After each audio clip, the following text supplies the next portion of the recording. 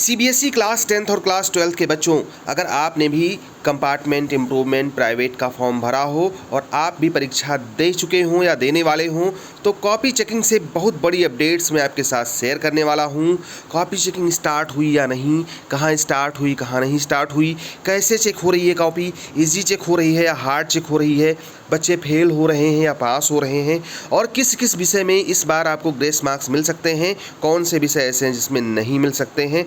तो सबसे authentic information हम आपको देते हैं। तो आओ बच्चों, शुरू करते हैं और आपको बताते हैं सबसे ऑथेंटिक अपडेट्स।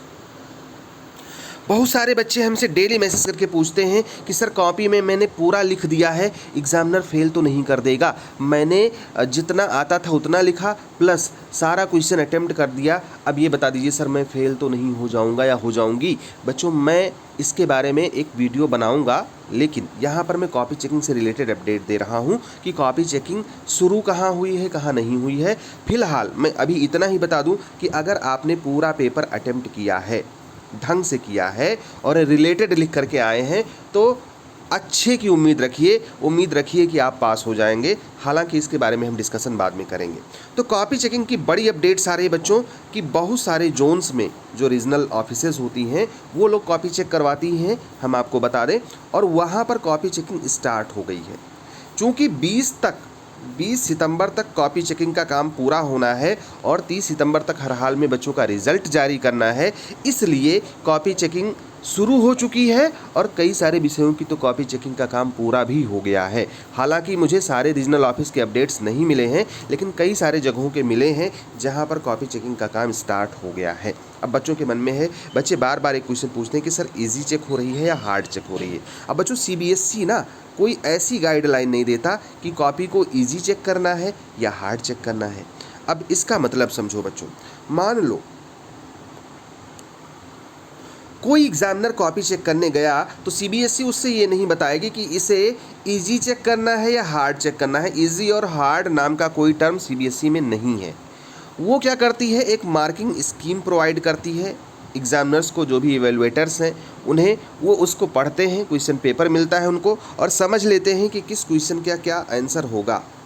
अब उसी आंसर के हिसाब से कॉपी चेकिंग शुरू करते हैं।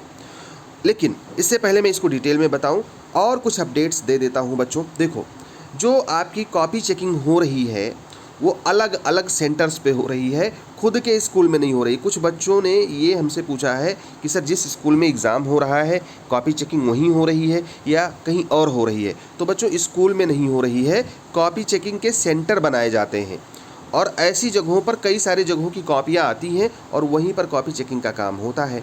अब कॉपी चेकिंग जो करते हैं जो लोग, इस बार जितने लोगों से बात हुई है, जिन लोगों से सुनने में आया है, इस बार सिर्फ और सिर्फ एक्सपीरियंस्ड लोगों को लगाया गया है, जो मतलब ज़्यादा टाइम का एक्सपीरियंस जिनके पास में है पढ़ाने का। ऐसा किस लिए किया गया है, ये तो जो भी रीज़न रहा हो, लेकिन ऐसा होना आपके हित में है बच्चों। ऐसा होना हित में क्यों है मैं बताऊं, क्योंकि जिनके पास में एक्सपीरियंस थोड़ा ज़्यादा होता है वो पोलाइट भी ज़्यादा होते हैं, मतलब नरम दिल के हो जाते हैं।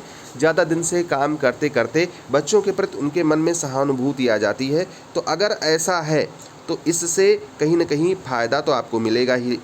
लेकिन एक बात और है, ऐसे लोगों से एक नुकसान भी होता है, क्योंकि एक्सपीरियंस ज़्यादा होता है तो छोटी छोटी गलतियों को भी ये पकड़ लेते हैं। अब ये डिपेंड करता है कि वो किस तरीके से उनका नेचर है और किस तरीके से कॉपी चेक कर रहे हैं। अब बच्चे पूछ रहे हैं कि सर कॉपी चेक कैसे हो रही है, इजी चेक हो रही है, हार्ड चेक हो रही है। हेलो लर्नर्स, पैंडेमिक के टाइम में धीरे धीरे स्कूल्स रीओपन हो रहे हैं और आप में से कई बच्चे शायद स्कूल जा रहे होंगे या फिर घर से ही पढ़ाई कर रहे होंगे। इस माहौल में पढ़ाई करना मुश्किल बन जाता है और पढ़ाई के बाद डाउट्स को सॉल्व करना तो उससे भी ज़्यादा मुश्किल। बस आपकी इसी मुश्किल को दूर करने के लिए अनअकैडमी लाया है आस्क अ डाउट फीचर। यहाँ पर आप अपने अनलिमिटेड डाउट्स पूछ सकते हो, कभी भी कहीं से भी, बिल्कुल फ्री में। आस्क अ डाउट यूज़ करने के लिए आस्क अ डाउट फीचर में जाएं, मेरा कोड GEA इंटर करें, अपनी डाउट क्वेश्चन की इमेज अपलोड करें, सब्जेक्ट सेलेक्ट करें और आपको उसके बाद कुछ ही टाइम में सॉल्यूशन मिल जाएगा। कहानी इधर ही ख़त्म नहीं होती। अगर आप 5 डाउट्स पूछते हैं तो आपको मिलता है 7 डेज़ का अनअकैडमी प्लस सब्सक्रिप्शन बिल्कुल फ्री में। प्लस सब्सक्रिप्शन से आप इंडिया के टॉप एजुकेटर्स की live classes, structured courses, live test और क्विज का बेनिफिट ले सकते हो। ऑफर की टर्म्स कंडीशंस कुछ इस तरीके से। तो डिस्क्रिप्शन में दिए गए लिंक से ऐप को डाउनलोड करें, यूज़ करें मेरा code GEA to ask a doubt for free. इसी कोड को यूज़ करने पर आपको हर पेड सब्सक्रिप्शन में 10% का डिस्काउंट मिलेगा। So happy doubt solving, all the best बच्चों। तो हमने बता दिया कि CBSE ईजी या हार्ड टर्म कुछ नहीं बताती, मार्किंग स्कीम देती है और उनको कॉपी चेक करना होता है।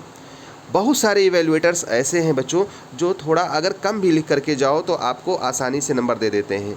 कुछ लोग उसमें कमियां ढूंढते हैं, स्पेलिंग गलत है, यहाँ डायग्राम में लेबलिंग नहीं है, ये नहीं है, वो नहीं है। लेकिन सब के लिए एक रूल कॉमन है कि मार्किंग स्कीम को फॉलो करें। फिर भी कुछ लोग आसानी से नंबर दे देते हैं और कुछ लोगों को नंबर देने में थोड़ा सा पता नहीं क्या फील होता है। हालांकि ऐसे लोगों की संख्या कम है, फिर भी बच्चों ये देखा गया है कि जो भी एग्जामिनर आता है एग्ज़ाम में कॉपी चेक करने, खास करके कंपार्टमेंट प्राइवेट के बच्चों के लिए, उनके मन में तो एक बात पहले से ही है कि ये बच्चे पहले से कम नंबर पाए थे। इस बार आप लोगों के साथ में 3 चीज़ें ऐसी हैं जो आपकी कॉपी को इजी चेक करवाएंगी। पहला तो आपका भी एग्ज़ाम सबके साथ कैंसिल हुआ था, ये सबको पता है, सभी टीचर्स को पता है कि इन सभी बच्चों का एग्ज़ाम कैंसिल हो गया। बाद में CBSE ने डिसाइड किया कि हम इनका एग्ज़ाम लेंगे। बात समझो, मतलब उनको ये पता है कि इन बच्चों का एग्ज़ाम नहीं होना था, पढ़ाई नहीं कर पाए, फिर भी इनका एग्ज़ाम हो रहा है और बीच में सुप्रीम कोर्ट में भी मामला गया, कैंसिल नहीं हुआ, एग्ज़ाम देना पड़ रहा है। एक तो ये है। दूसरा, जो प्राइवेट इम्प्रूवमेंट कंपार्टमेंट के बच्चे होते हैं उनको किसी स्कूल में रह करके पढ़ाई करने का मौका नहीं मिलता है, यानी कि कहीं ना कहीं उनके अंदर एक कमजोरी तो बनी ही है। तो ये भी बात दिमाग में चलती है। तीसरी बात ये चलती है कि अगर मैंने इसको इस साल भी फेल कर दिया तो इसका एक और साल बेकार चला जाएगा, एक साल फिर से इसको इंतज़ार करना पड़ेगा, तो उसका क्या प्रभाव लाइफ पर पड़ेगा। ये सारी बातें उनके मन में भी चलती हैं जो आपकी कॉपी चेक करते हैं। अब जो बच्चे ऑप्शनल एग्ज़ाम दे रहे हैं, जिनको अपने स्कूलों से नंबर नहीं मिला, CBSE के रूल्स के हिसाब से बहुत सारे स्कूल चाह करके भी अपने बच्चों को नंबर नहीं दे पाए। तो अगर ऐसे बच्चे जो असंतुष्ट थे अपने नंबरों से, उनका एग्ज़ाम हो रहा है, तो कहीं ना कहीं इवेल्युएटर के मन में ये भी बात चल रही होगी कि भाई इनको नंबर कम मिला होगा तभी ये आए हैं। तो हर कोई बेटा उसमें चाहता है कि आपको नंबर भरपूर दिए जाएँ, मतलब कि वो अपनी तरफ से कम नंबर आपको नहीं देते हैं, वो कोशिश करते हैं कि ज़्यादा से ज़्यादा नंबर आपको मिल जाए। अब बच्चों ये भी, इसकी भी एक लिमिट है, उनके भी वो कितना भी चाह लें आपको एक लिमिट से ज़्यादा नंबर नहीं दे सकते। क्यों नहीं दे सकते उसको भी समझा दूँ।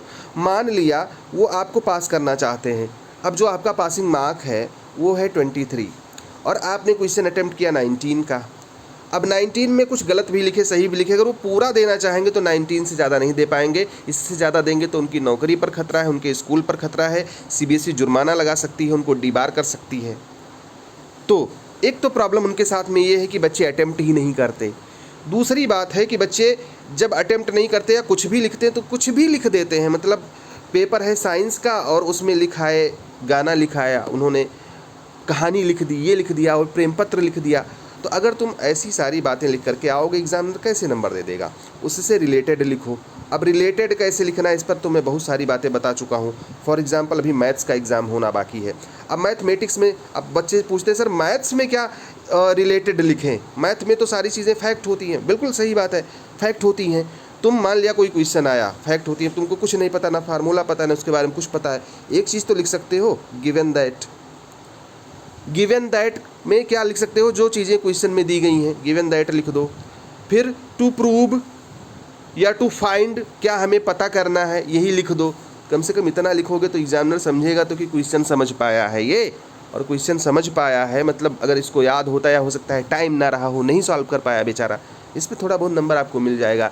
अगर उसका फार्मूला याद है तो फार्मूला लिख दो, फार्मूला नहीं याद है, 3-4 फार्मूले उस चैप्टर के याद हैं, वो तीनों चारों लिख दो।